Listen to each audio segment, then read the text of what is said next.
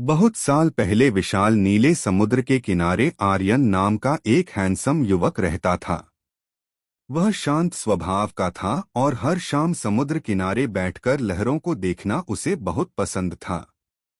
गांव के लोग कहते थे कि समुद्र के भीतर कई रहस्यमयी चीजें छिपी हुई हैं, लेकिन आर्यन ने कभी उन बातों को गंभीरता से नहीं लिया। एक शाम जब आसमान सुनहरे रंग में बदल रहा था, आर्यन समुद्र किनारे एक बड़ी चट्टान पर बैठा था। तभी अचानक समुद्र के बीचों बीच नीली चमक दिखाई दी। वह हैरान होकर खड़ा हो गया। कुछ ही पलों बाद पानी से एक सुंदर जलपरी बाहर आई। उसके लंबे बाल पानी के साथ चमक रहे थे और उसकी आंखें समुद्र की तरह गहरी और शांत थीं। डरो मत, जलपरी ने मुस्कुराते हुए कहा, मेरा नाम लिरा है। आर्यन हैरान रह गया। उसने अपनी जिंदगी में पहली बार किसी जलपरी को देखा था। शुरुआत में वह डर गया, लेकिन लिरा की आवाज बहुत दयालु थी। धीरे धीरे दोनों बातें करने लगे। लिरा ने समुद्र के भीतर की अद्भुत दुनिया के बारे में बताया, चमकते महल, रंग बिरंगी मछलियां और जादुई मोतियों का राज्य। उस दिन के बाद आर्यन हर शाम समुद्र किनारे आने लगा। लिरा भी उससे मिलने आती थी। समय के साथ उनकी दोस्ती और गहरी होती गई।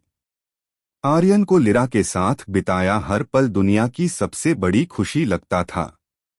लिरा को भी आर्यन का दयालु दिल बहुत पसंद था। एक रात लिरा ने आर्यन को एक चमकता हुआ मोती दिया। यह साधारण मोती नहीं है, उसने कहा, इसमें समुद्र की शक्ति है। यह तुम्हारी रक्षा करेगा। आर्यन ने उस मोती को बड़े प्यार से अपने पास रख लिया। लेकिन कुछ दिनों बाद समुद्र में भयंकर तूफान आ गया। काले बादलों ने आसमान को ढक लिया और समुद्र की लहरें डरावनी हो उठीं। तभी समुद्र की गहराई से एक विशाल अंधेरा समुद्री दानव बाहर आया। उसकी आंखें लाल आग की तरह चमक रही थीं। लिरा डर गई। यह दानव कई सालों बाद वापस आया है, उसने कहा। अगर इसे नहीं रोका गया तो यह समुद्र और पूरे गांव को नष्ट कर देगा। दानव ने एक विशाल लहर उठाकर उन पर हमला कर दिया। लेकिन आर्यन नहीं डरा। उसने लिरा का दिया हुआ मोती मजबूती से पकड़ लिया। अचानक रोशनी निकलने लगी। उस रोशनी ने पूरे समुद्र को जगमगा दिया। लिरा ने भी अपनी जादुई शक्तियों का इस्तेमाल किया। दोनों ने मिलकर दानव से मुकाबला किया। लंबे संघर्ष के बाद मोती की शक्ति से दानव कमजोर पड़ गया और आखिरकार समुद्र की गहराइयों में गायब हो गया।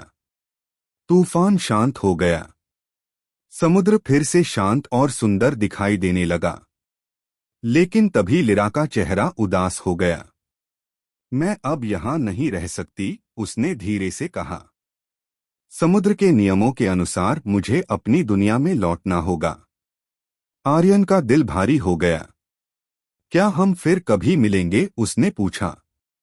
लिरा हल्का मुस्कुराई। अगर हमारी दोस्ती सच्ची है तो समुद्र एक दिन हमें फिर से मिलाएगा। इसके बाद उसने एक छोटा चमकता हुआ शेल पेंडेंट आर्यन के हाथ में रखा और धीरे धीरे समुद्र के भीतर गायब हो गई।